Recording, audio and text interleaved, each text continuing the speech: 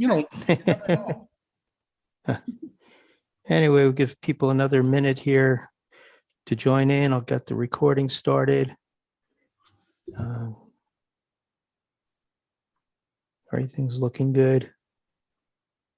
Looking forward to Thursday. I'm glad that Paul is coming. Yeah, Paul Elledge.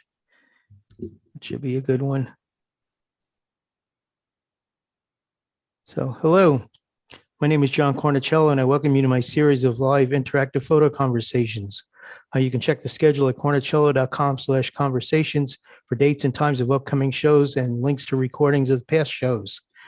Let me let Paul in the room.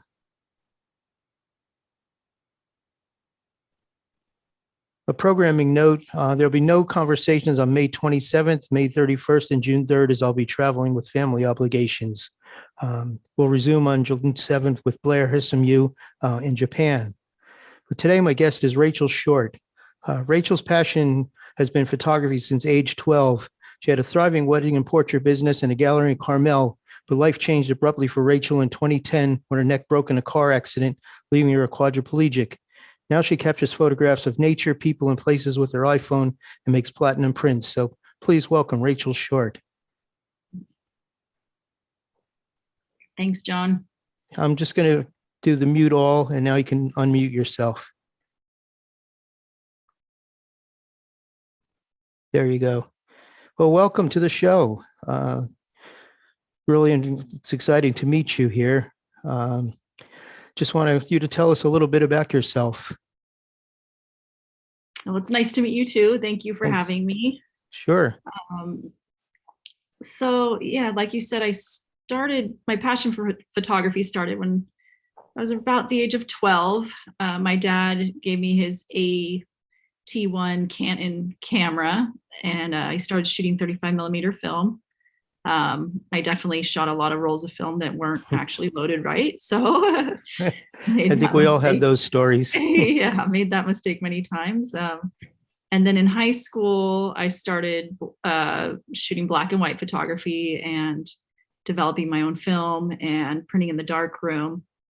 And I then attended Brooks Institute of Photography down in Santa Barbara, where I earned my degree in photography with the emphasis in portraiture, and moved back up to Carmel and started my wedding and portrait photography business, and then opened up Gallery Expose in 2009. Wow.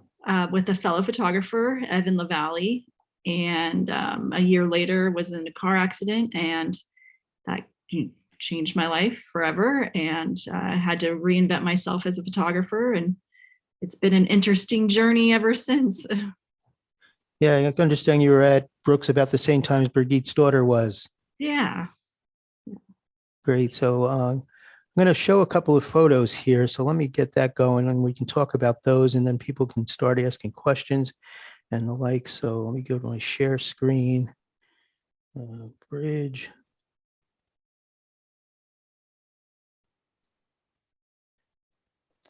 So you're doing all iPhone photos now? Yes, all these images that you'll be seeing are shot with my iPhone. And you're making platinum prints? Yes, with the help of Kim Weston, I've been able to make Great. platinum prints. Yeah, it's through Kim and Zach that I met you. So yeah, I feel pretty spoiled that I have Kim printing my photographs. That's great. So where is this? This is just down the road from my house in Carmel, going down towards Carmel River Beach. Okay. I don't travel much now, so most of my images are all in the Monterey County, California area. But if it's an area to be stuck in, it's a good one. Yes, definitely. This is beautiful. And that's a self-portrait.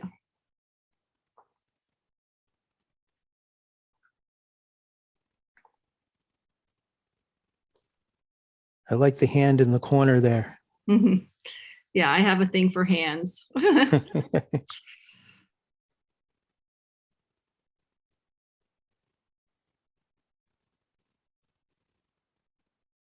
So the last image and this image were both photographed in my grandparents' property in downtown Carmel, which sold.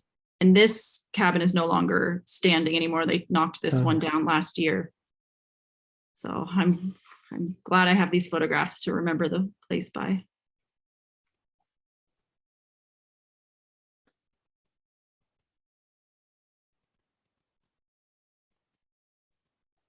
This one's Point Sur, iconic spot.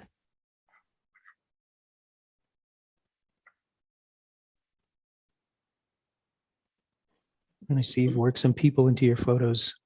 Yeah. I mean, I started out as a portraiture major, so I definitely like photographing people. Yeah, I started out as a still life photographer, and now it's almost all people. It took me a while to get used to people. Yeah, they like to talk back. Which is good now. Which is good.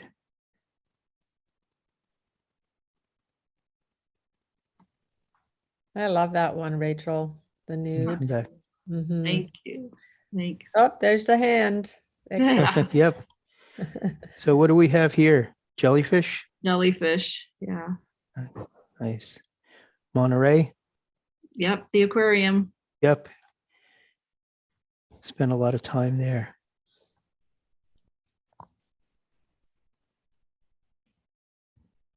That's Sort of Palo- reminds me of the Weston Driveway. Yeah. It's very close to the Weston Driveway. It's Palo, Okay. Colorado, Palo Corona Ranch. Nice.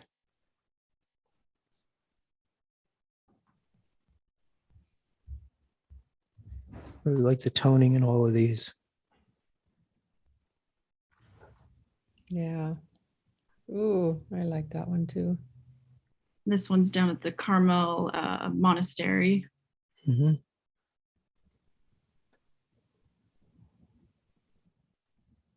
A foggy day down the coast. Wow.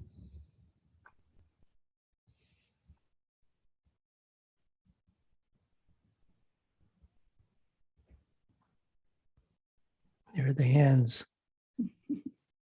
Beautiful.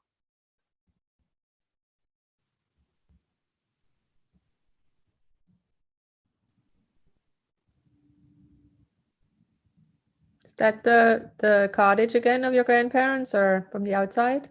This is actually Carmel Mission. Oh, okay. Okay. Yeah, it's one of the buildings out by the cemetery. Like that shadow of the tree. Thank you. That came after. I didn't even see it at first. Beautiful. I'm going to stop the share here. So if people want to unmute and start asking their questions too, I want to ask you about starting up the gallery. I mean, what got you into doing gallery work back in, was it 2009, you said? Yeah, well, I mean, it's a little discouraging when you think about showing your own art in a gallery because, you know, they're very exclusive and it's very hard to get your work out there. So I thought, well, why don't I open my own space where I can show my own artwork and other local photographers? And I mean, really, at the time I was living in Big Sur and we had no high-speed internet. So when I was shooting weddings, I needed to upload the images. And so I also needed a space where I could get some high-speed internet. So this place opened up in downtown Carmel and it seemed perfect. It was small, the rent was affordable, and I could get high-speed internet and show my artwork and other photographers' artwork. So a friend and I opened it up and it's been great. Yeah, I'll put a link to it. It's called Gallery Exposed. So let me grab the link to that and I'm going to put it in the chat so people can find that. So I know you were going to do Edna Bullock's show last summer, but you got shut down by COVID. Is that being rescheduled? Yes, we haven't set a date yet, but I'm hoping for the fall. When everyone can come out again without masks. Yeah, and I'd love to come down and see that. Yeah, we're very excited for that. And it'll be a nice little opening to get everybody together again and celebrate. So it's been, what, 10 years now for you since the accident? Yeah. 10 years, going on 11. Wow. How long did it take you to get back into photography from Well, the I day? mean, when I left the hospital, I could barely touch my nose with my left hand. Hmm. And I was in the hospital for 2 months. So it took about a year for me to have enough strength to hold an iPhone up to my face. So it was about a year before I started photographing again. And I mean, when I left Brooks, it was the end of 2003, and digital was just coming around, and I was very anti-digital. I didn't really get into digital till maybe a year or two after, when I started getting into commercial work. So the thought of photographing with my iPhone was kind of, I wasn't really sure how I felt about that, but I was, I wanted to take pictures. I wanted to be able to capture things again. So it was just the easy solution. And then when Kim Weston had mentioned making digital negatives from my iPhone images, I hadn't even ever thought of that. And then doing platinum prints. So that kind of made it more of a, I'm like, okay, well, at least if I can make a beautiful fine art print, that's really what it's all about, that fine art, that end product. Yes. So Yes. yeah, it took about a year or two to be able to take pictures again. And still I'm taking pictures with my mouth. I mean, I hold up my iPhone and I kind of just lean in and snap it with my mouth to take a picture. My mouth or my tongue or my chin. Uh-huh. Yeah. So I mean, have you tried using the headphone cable? And even that you could put it in your mouth and just bite down on it, because that works as a cable release for the iPhone. oh yeah, I haven't tried it with the iPhone, but I have tried it with some of my film cameras. I can use the cable release, but it's getting it all set up and everything. But I should definitely try it with the iPhone. Yeah, try the iPhone, because it's just the headphone plug. You can press the up volume, it'll take the photo. Okay. Oh yeah, on the headphones. Yes. Yeah. Yep. I'm just going to put a link to the blog, to your blog, so if people want to follow your recovery. And Jeff's holding up to a remote for the iPhone there. Yeah, one of the things that I found, particularly with trying to do video with the iPhone, is that it became problematic to touch the phone. So this is a little Bluetooth, I don't know, it's like $20, and you connect it with the phone, and then you touch the button, and then it fires. It either starts or stops the video. And it's very small and very handy. I'd like to point out that the current iPhones don't have a jack for you to plug in a remote. You have to use Bluetooth. Oh yeah, yeah. I don't have a. No, you can get a Lightning to audio connector. So they still have posted. Go ahead. I was just. Was it a conscious decision to shoot square images on the iPhone? Yeah, I had started shooting a lot with the Hasselblad before my accident, so I just kind of stuck with that square format. That was something that actually was a positive out of this, is that now I'm only able to use the iPhone. And before my accident, I was shooting with 4x5 medium format, 645 Hasselblad, and it was kind of hard for me to focus on one format. So now it's kind of simplified, and yeah, I just have fallen in love with the square format over the years. Yeah, that's my favorite as well. Square's the only way. Yeah. Are you doing your black and whites in camera on the iPhone, or are you converting later? I'm converting later. I'm using an app called Hipstamatic. Sure. To shoot, because it has a big yellow button. It's easy for me to hit it. And then I convert it to black and white. So quick question, the images that you showed, those were copies off of the actual prints? No, those were the iPhone files. Those are the digital files. Okay. Because one of the things that I learned from Dan Burkholder is that image making does not require the degree of camera technology that a lot of people may think. That you know, you can get an interesting shot with a pinhole camera. And in fact, Holga lenses. And so it's very easy to get really good imagery by using an iPhone. And it'll be interesting. I don't know, Rachel, if you know Paul Elledge. He does this thing called iPhoneaday.com. He's going to be the guest on Thursday. But there is this real kind of divide between those that think you can make a real image with an iPhone and those that think you need a real camera in order to make an image. I think most everybody in this room understands that an iPhone is perfectly capable of making a really good and creative image. But I think a lot of people have a hard time swallowing that still because they are so invested in the technology because it costs a lot. Although an iPhone is not cheap, but the other thing I was going to say is that you're quite lucky to have Kim Weston doing your prints for you. And that was the other thing that I learned from Dan Burkholder. A lot of the stuff that he does is platinum, palladium, platinum and gold, a lot of different alternative processes. And the interesting thing is you don't need a lot of image resolution or detail or texture if you're not going real huge, if you're making kind of, and he does a lot of stuff where he's doing digital positives. He prints the digital positive on an inkjet to make the actual platinum print.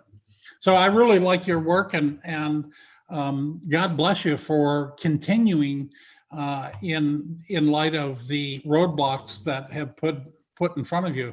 I imagine that it has had an interesting impact on your relationship with your own work. The fact that you can't use the tools that you used to use, but now you have all kinds of other tools that you can use instead. Definitely. Thank you. Yeah, I'm Rachel. going to share the website while we're talking so people can see that you have prints for sale and the like here. But go ahead, please. So Rachel, let me ask, how does shooting with the iPhone, especially when you first started doing it and then progressing through now, change your mind's eye about how you were shooting or what you were shooting? I find it difficult, just for myself, to not view things through a viewfinder. Well, anyway, let me ask that question of you. Yeah, it's definitely simplified my process. I mean, my arms get tired. So, I mean, I'm looking more with my eyes rather than through the viewfinder.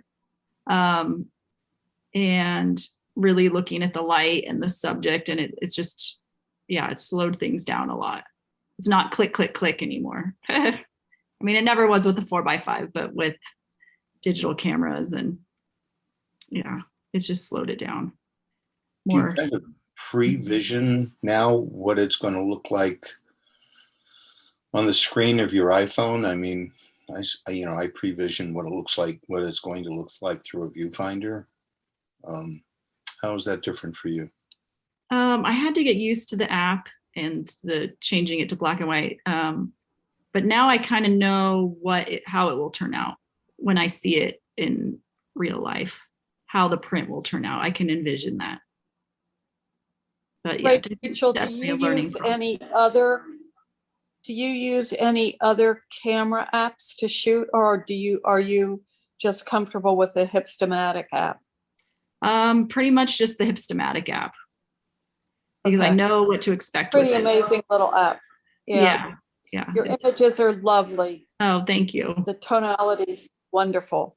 Thank you. How much editing on your images do you end up doing in Photoshop or whatever you're doing? Very little. The filter I'm using on the Hipstamatic app has a lot of contrast. So when I turn it to black and white, it's pretty much the contrast and tonalities there so I'm doing very little. The What contrast, size are you generally, go ahead, Ian?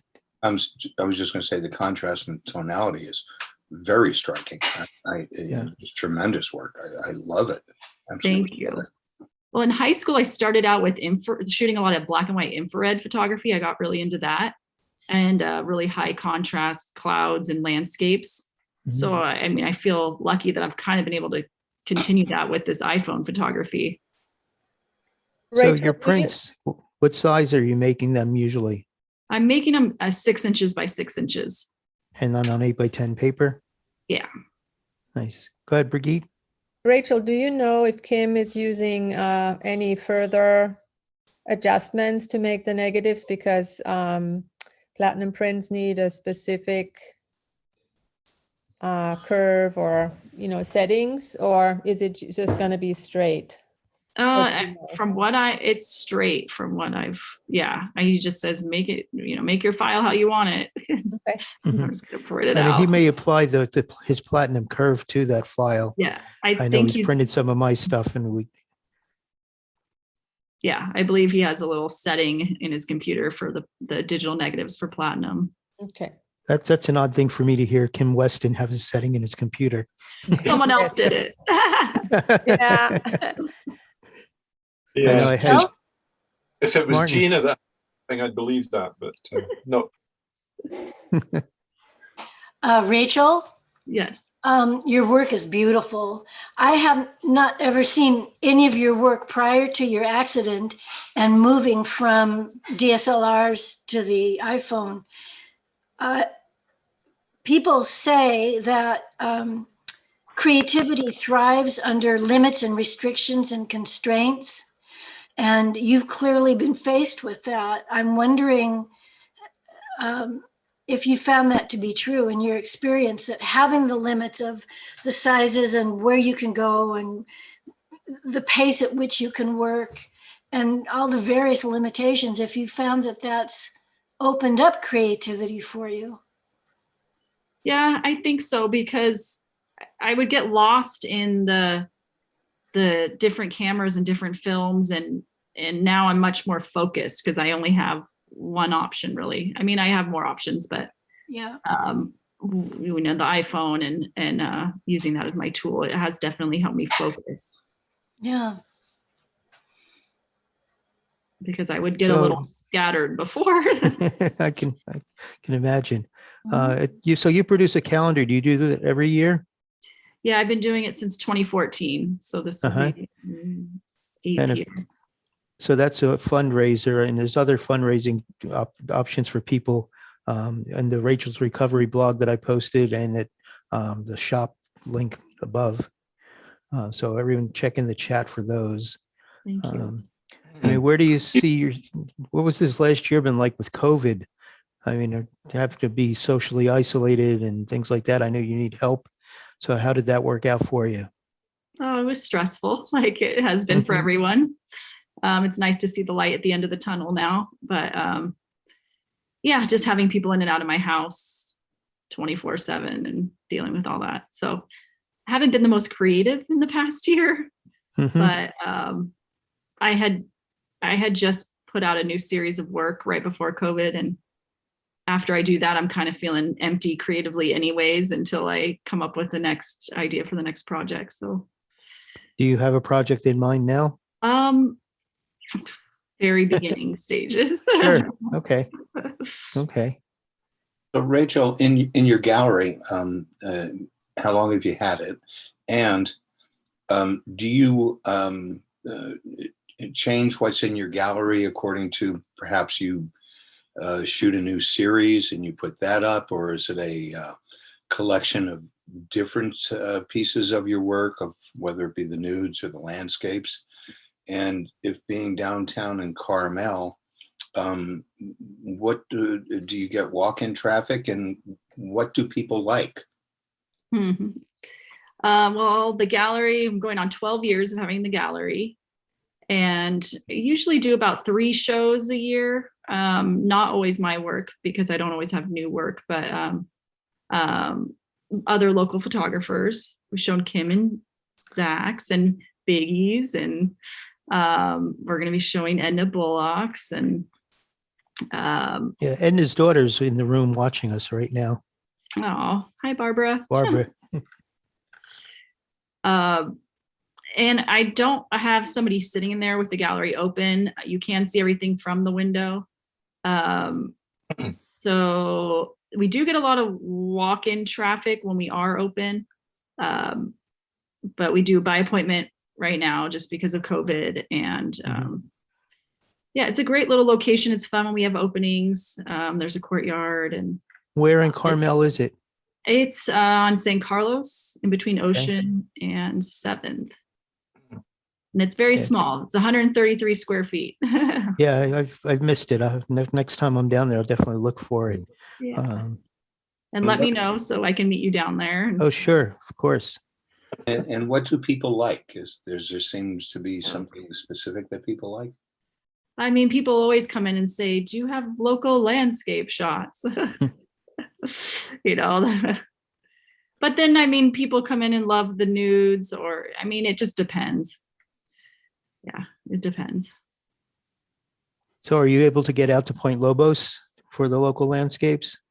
Yeah, sometimes it gets pretty crowded down there, but I try to get down there midweek, the end of the day, and try to find a little corner of Point Lobos that isn't crowded. Yeah, we're spoiled here. I mean, it is beautiful. It is, it is. And you do online sales. Is that a big factor, or is most of the sales through your gallery? This past year, it's been mostly online. Yeah, a lot of online sales, and during the openings, when we have actual openings for the exhibitions, we have sales. Having parties brings people in. Yeah, there's nothing like cheese and wine to get people lubricated. Yeah, exactly. Do you ship to Scotland? Of course. Good. So what is your best-selling image? Ooh. Or do you know? Or what? I feel like I probably have probably a dozen that are popular, but I wouldn't say I have a one best-selling image. Uh-huh.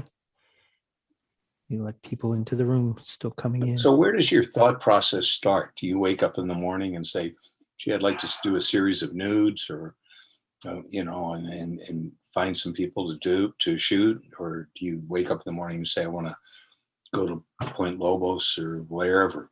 How does your creative thought process work?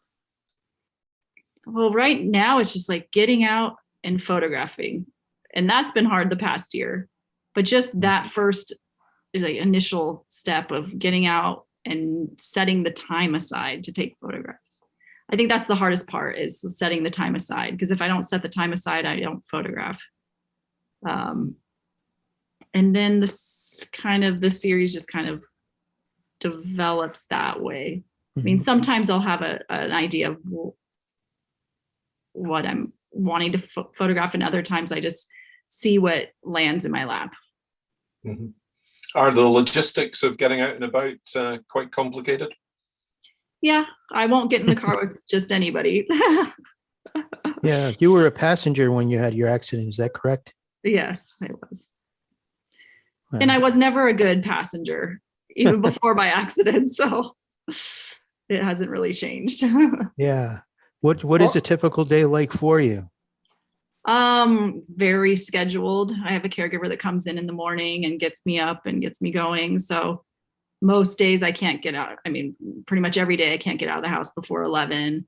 I do my physical therapy pretty much every day just to maintain health. And yeah, so they're very scheduled, and which is hard. I don't have very much flexibility in my schedule or spontaneity, but that's why it's important for me to schedule in shooting time to get out and photograph, which the calendar kind of gives me that push every year too. Like, oh my gosh, okay, I need 12 new images this year. I better start working on it. Yeah. You probably don't know him, but so far you sound just like Noodler, except he's got no excuse. Don't listen to him. Don't listen to him. There's Michael Newler. I'm sorry I'm late, but my son and his family were here, a 4-year-old and an 11-month-old. So if I look a little exhausted, I am. A couple of things. You said earlier, not that I saw any, but I heard you say that your images are 6x6 on 8.5 by 11. Yes. Is that the largest you go? Yeah, with my iPhone images. Okay. And what kind of prices are you talking about? For the iPhone images platinum printed, they're $450. And you have larger images that you took before the accident? Yes. And how big do they go? I have 16 by 20 inch prints. And their prices? $1,200. Are they limited editions? Yes, everything's limited edition. Give me an idea what the limit is. With my iPhone images, I'm doing editions of 10. And Really? some of my older landscape images are editions of 50. So I've kind of I started out big and now my editions are smaller and smaller. And do the prices change as they sell? Yes. Yeah, I do have tiers. How so? $450 for 1 through 3, editions 1 through 3. And then 4 through 6 is $600. And then 7 through 10 is $750. What's the highest level you've reached? The mid range. So you have images left over that would normally be selling for over 800. Yeah, about that $750 for the edition 10 of 10 of an image. Let me be me for a minute. Uh-oh. No. I'm too tired to be actually me. But rather than go in levels, why don't you just keep it at one price and sell out of the entire edition? Well, there's that. Yeah, I mean, it would probably make things less complicated, but why complicated? Yeah, why complicated? Less complicated. Yes, yeah, make it less complicated if I didn't do the tiered system. Right. But I find I find that as if the image is about to sell out, that I would like to sell it for more because it's more valuable. Yeah. But it does get complicated to keep it all straight. Mm-hmm. But I don't always do the tier system because sometimes I can't remember, at the moment I'm making the sale. Okay, what edition is this? Okay. And friends and family and, But the reality is if they're not the tier system or level system, whatever you want to call it, you wouldn't have images left over.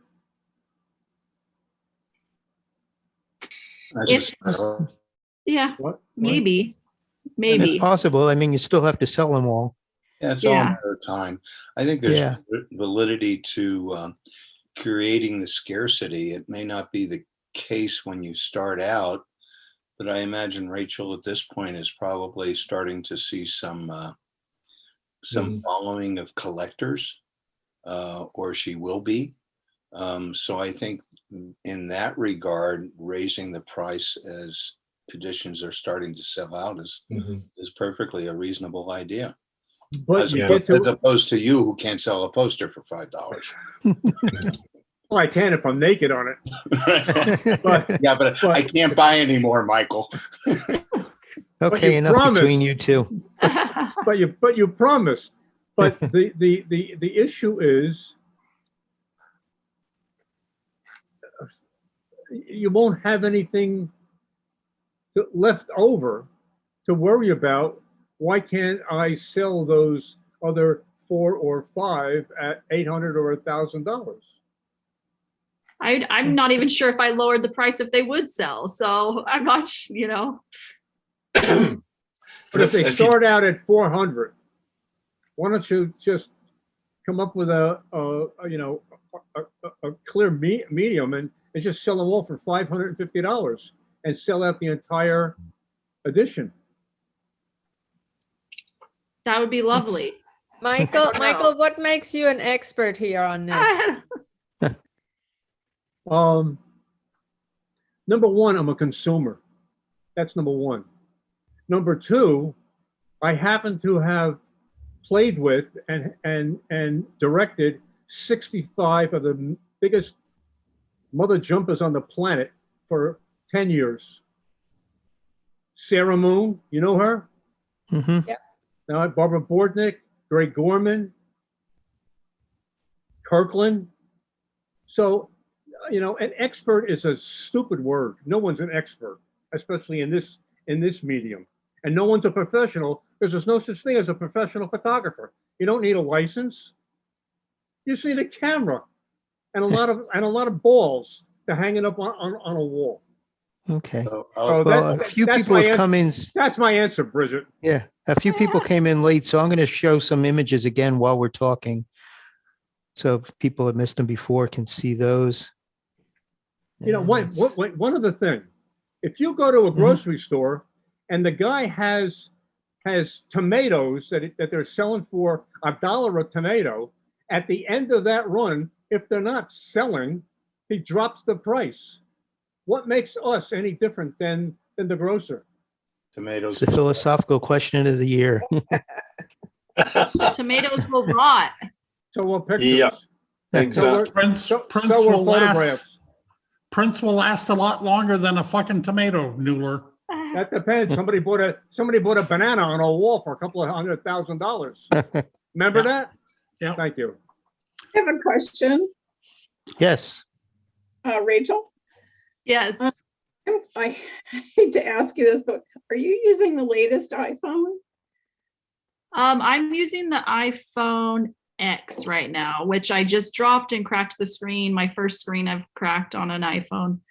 But I started out shooting with the iPhone 4. Okay.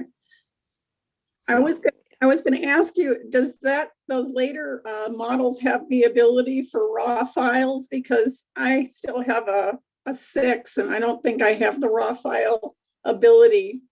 But I wanted to ask about that. And then I also wanted to ask about blurry images. When I have arthritis in my hands, so when I take pictures, sometimes I use my iPhone a lot because it's very convenient and it's light. But I also have other cameras too, but I use a monopod or a tripod. But when I take pictures with the phone, I notice sometimes that I will move. There will be blurs, but I notice your images are so crisp and clear. Is there a certain way that you capture that without the blurs, or you just take a lot more clear? Well, I have a lot of blurry images and a lot of crooked images. So I just have to, that's probably the hardest part, is staying still and getting the image square. Okay. So I'd like to talk a little more about the gallery. How do you curate your gallery and how do you find new talent? Do they come to you or do you go out and look for people? We have so many talented photographers in the area. Mm-hmm. It's not very hard to find people to show. So a little bit of both. I mean, sometimes people come to me and a lot of the time I go to them.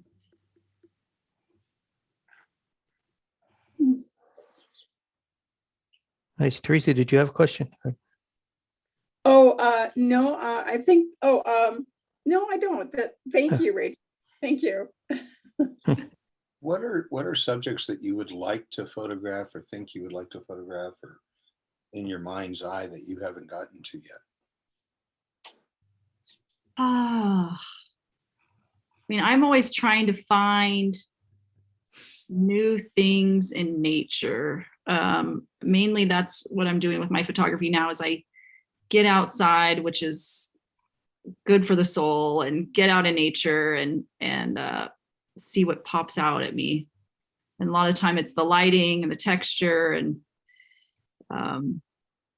so I don't really have something that I'm hoping to photograph. I kind of just go out and see what jumps out at me. Mhm. Have you at all spent time looking for another technology to shoot with that might be coming, might be currently new or something? Not really. I mean, I'm not really a techie person per se. So it kind of, I'm always yelling at my computer and phone. It's just so but the device that Jeff was showing me, I was about with the shutter. I mean, that's great. So there's probably a lot more out there that would help me. But I don't have that much time to research it. Have you thought about the possibility of traveling somewhere else? I did a lot of traveling before my accident, and I feel super grateful for that. I've been there's a little, like, I want to get out to Yosemite. I mean, I do want to travel in California, places that are close, because sitting in the car is just sitting in general for too long isn't good for me. So I did take one trip to Mexico in 2013 after my accident.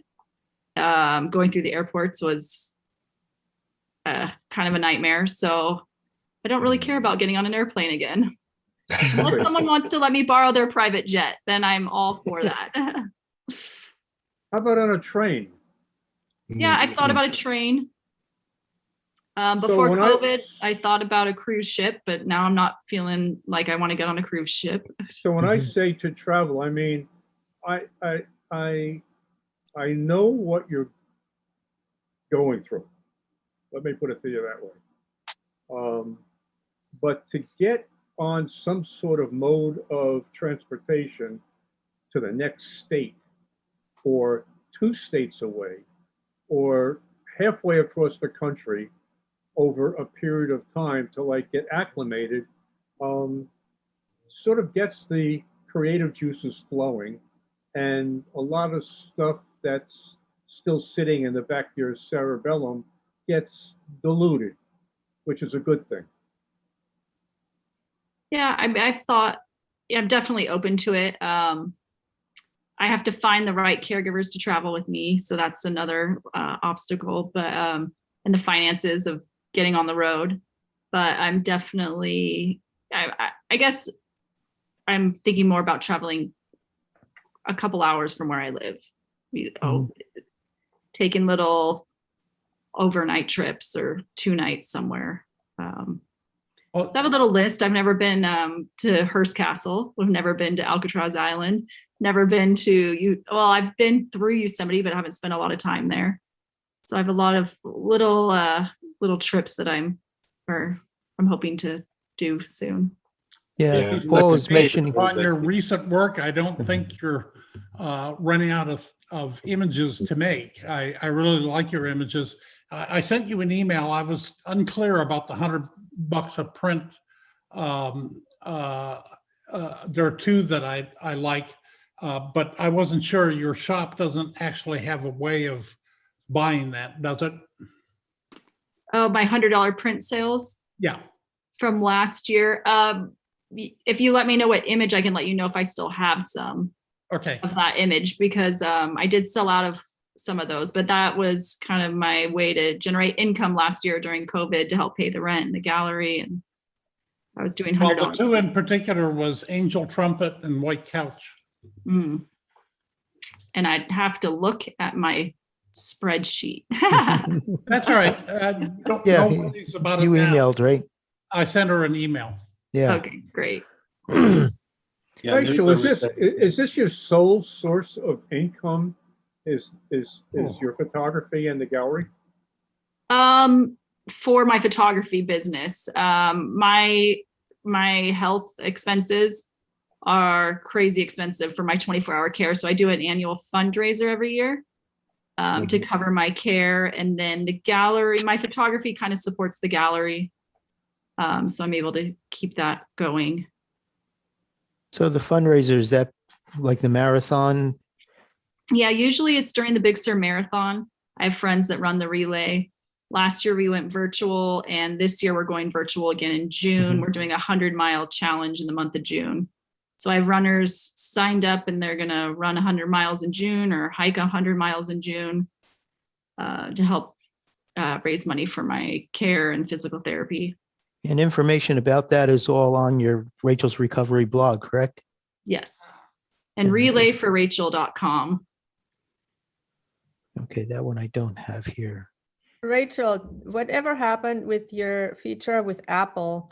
Did they help you in any way, or give you a new phone, or use your knowledge as research for their own, or what happened with that? They did give me a phone. That's the phone I'm still using. And they did pay me for usage of my images for 5 years.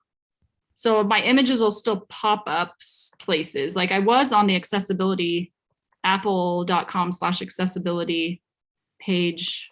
Not Right. sure if I'm still there.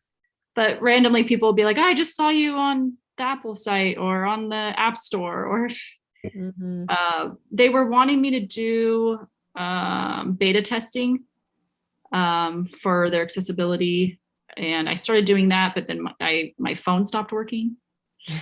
And they said, oh yeah, you shouldn't be doing it on your primary devices. And I said, well, I don't have another device. Yeah, ask them to So, send you a new one right away. I know that was short-lived. Well, Mueller was saying he could somewhat relate because of his ankle bracelet. But aside from that, it was Helmut Newton who once said that he could find interesting places to shoot within 1 mile of where he lived. He did live in Monaco, so that wasn't too bad. But Carmel is not too shoddy either. So sometimes being limited to what's on the menu can make you a little bit more thoughtful about what you're ordering. Yeah. Does your iPhone X have multiple lenses, or is that still one of the one single lens? It's the one lens. And yeah, I'm still using a one lens camera. Are you excited about possibly getting ones with the telephoto capabilities? I mean, I liked the iPhone 4. I shot some great images with the iPhone 4.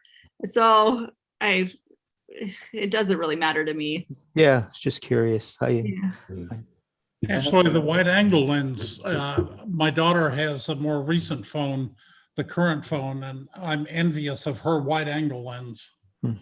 Hey, Jeff, don't you have any contacts for her? At Apple, no. I have a How friend. about Adobe? How about at Adobe?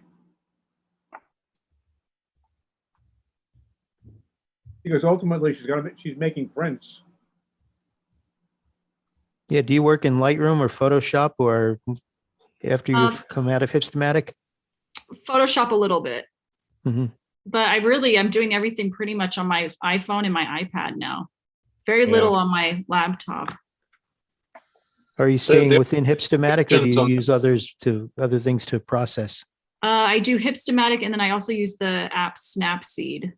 Okay, I'm very familiar with that one. My wife lives in Snapseed. Yeah. It's a little... The iPhone, fantastic options. I mean, it's amazing what you can do just to play around with the image on the software that they've got on the phone. It's really versatile. Yeah. Was there someone else who was trying to ask a question? I stepped on. Well, I was going to Yeah, mention that I was the one that commented that the iPhone, there are some iPhones with 3 lenses, and one of them is a long telephoto. And I find myself limiting myself to the Edmonds area. And I find that I can squeeze more photographs out of a given area if I have a telephoto, because you can pick out those little details. Mm-hmm. Yeah, that would be, I mean, it'll be nice once I do get that phone. Yeah. It'll give me something more to play with.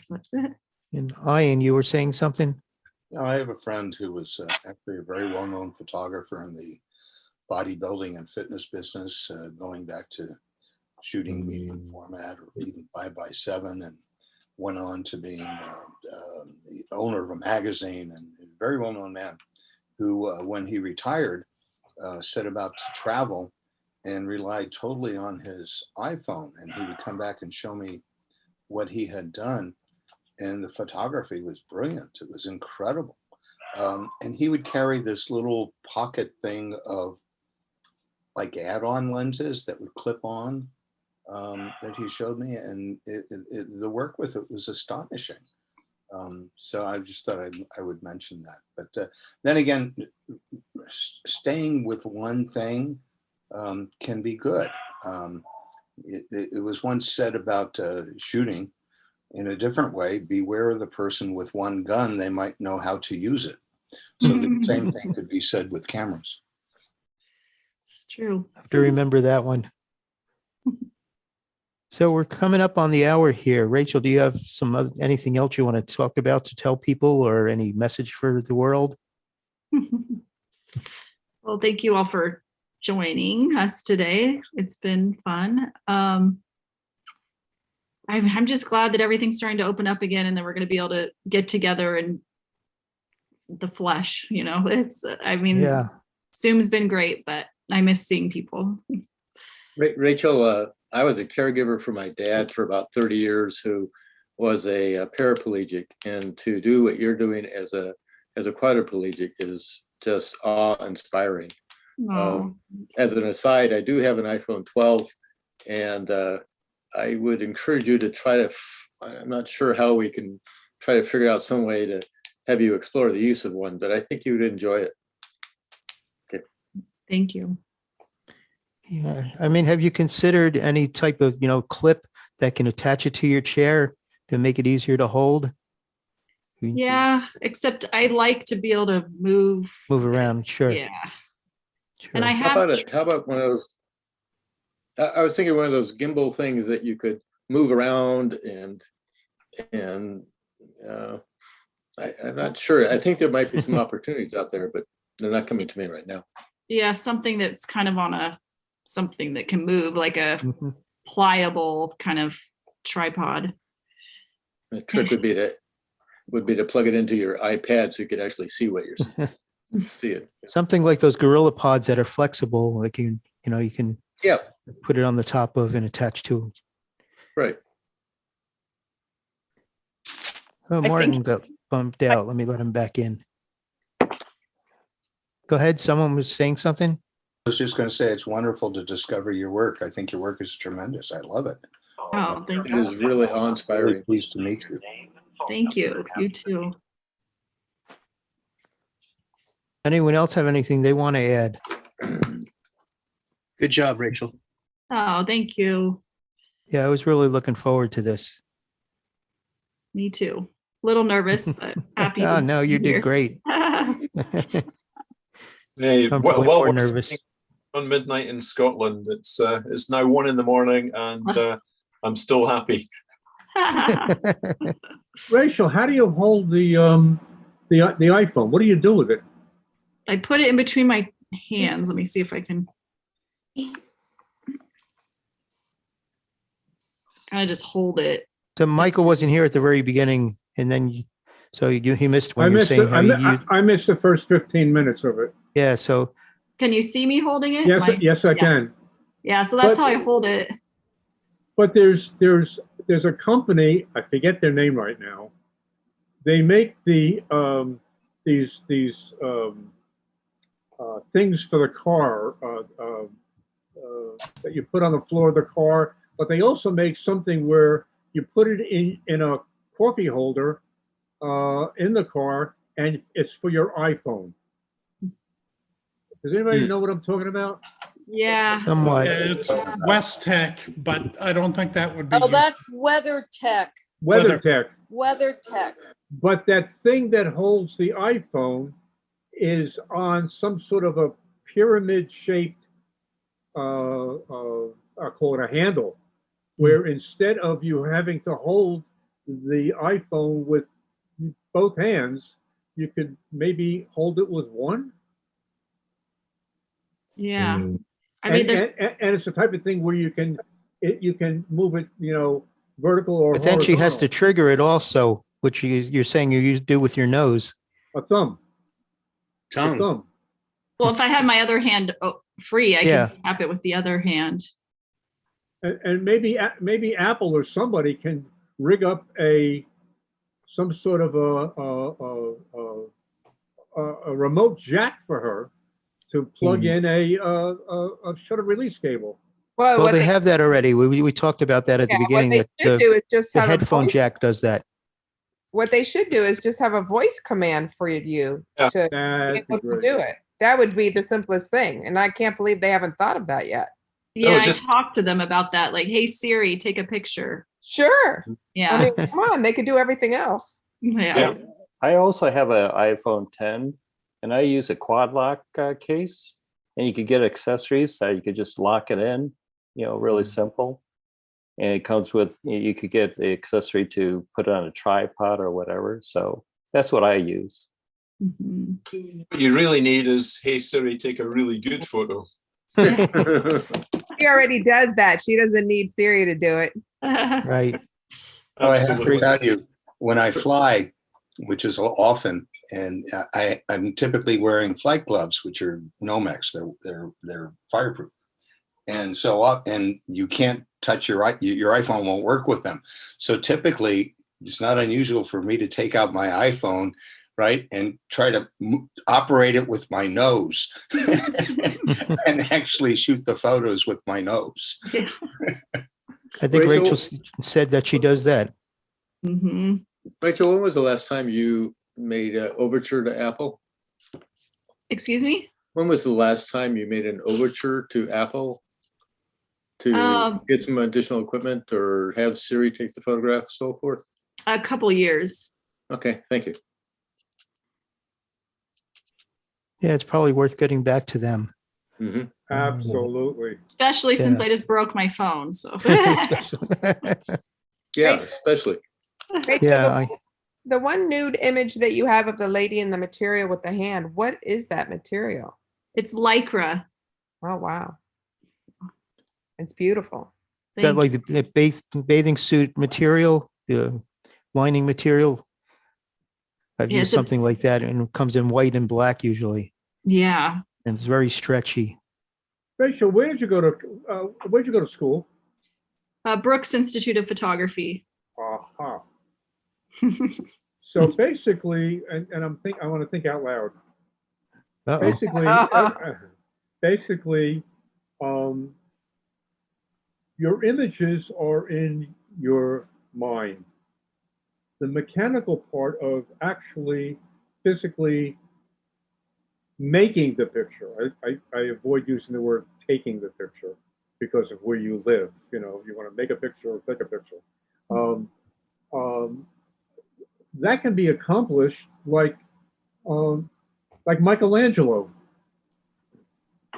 And you get a series of assistants, and they get paid, and you go to wherever you're going to go to, and you set the damn thing up. I do that. And now. then you tell, hey, Schlemiel, come here, push this button. Yeah. I do that now. Yeah. Because a think lot all of of us those, who are I'll hold the phone and then I'll be like, hey, can you snap the shutter right here? You shouldn't even have to hold the shutter, hold the camera. I think Where are many of my us who are people? assistants have gone through that, where we do all the work. Yeah, but I'm not just talking about it. This has got to be something more than an assistant, something that is a somewhat of a partnership, Mhm. some sort of a business deal. Because you basically have done all of the work for the notoriety, for the publicity. People know you, so you have a following, you have a style, you have a marketing sense of what sells and what doesn't sell for your clients or prospective clients. What's happened now to you is absolutely terrible, but that still hasn't shut down the creativity of your brain. It's just a matter of your dexterity, which that can be solved very easily, I think. No? Yeah. Yes? Mhm. Yeah. Yeah. I mean, we're all having things we can think about. I mean, we'll take them from here, and I would say she solved it. Mhm. Actually, Well- Newell would be the perfect partner for her because he has the dexterity, but he doesn't have anything upstairs anymore. Yeah, but I'm on Long Island and she's all the way over in California. Carmel. Relationships are made better by distance, so they'd be Well, perfect. that's true too. That's true too. If you've been married as long as I have, you'll shake your head yes. Yeah. Well, a problem I have is I don't really like working with other people. I feel like it messes up my creative process. Then we're partners. 'Cause a lot of people hate working with me. It's a match made in heaven. Yeah. There's something there that I know, because I'm good at this. I'm good at making what we call a shidduch, a marriage. That's Yiddish for marriage, putting people together. And there's something there that I know that can be put together. And in order to implement this, Rachael, you may have to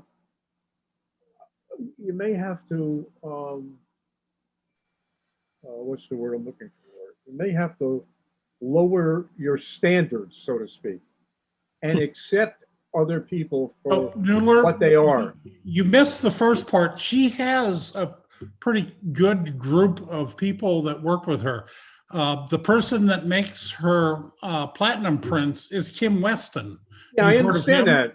Yeah, a little bit. So, But yeah, maybe she wants to widen her environment, but the bottom line is it's her art. It's not this. oh, it'll always be her art. But she needs somebody to hold the camera and push that button. She's still going to create it, but she doesn't have the dexterity to do it as ample as she used to. So what's the big But she's deal? still doing a great job. Yeah, Oh, of course. I don't think she needs Mueller, assistance maybe at all. that's a part of what's making this work for her. Yeah. Yeah, You know, okay. sometimes- And don't respond. Mute yourself now. No, I think Rachael has an amazing ability, and what she has shown us is exceptional. And I don't think she needs any of our help. We can only Absolutely. aspire to take photographs like her. I'm agreed. Okay. It's okay. Well, thank you for being very entertaining. This is That's being polite. No, So Very cool. no was one in gonna- that, no one Yeah, in this Gene. group has to be polite, especially to me. Gene, did you have something you wanted to say? well, I forwarded the invitation to a friend of mine, Oliver, who's a Brooks graduate. He was a paraplegic when he graduated from Brooks, as a matter of fact. And I was hoping he'd join us, but he didn't make it, unfortunately. I'll send him a link. But he doesn't know how blessed he is having the use of his hands.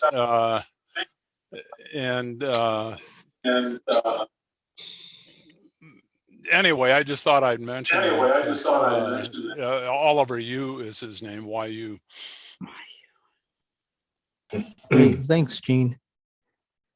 Okay, I think it's time to let Martin go to sleep. Yeah. Thank you all for joining us today. Anyone have any last minute things they want to ask or say before we sign off? Why do we have to do this at 7 o'clock at night on the East Coast time? That's when Rachel was schedule. available. Yeah. Oh, okay. I wanted to thank you, Rachel and John, for putting this together, and the alternative time was perfectly fine. And I really like your work, Rachel. Thank you. Thank you. Yes, thank you, Rachel. It's beautiful work. Keep it up. Thanks. Beautiful work, Rachel. Thanks. Yeah, you're Don't getting a lot thank of her, comments Rachel. in the chat too. Don't I'll forget, send the you can chat always log to get you a when we're done. restraining order against Newell. It's not a problem. Maybe. Very cool. Well, thank you all. I'm going to stop the Facebook feed. Yeah. We'll see you all next time. Let me know when you stop recording. May I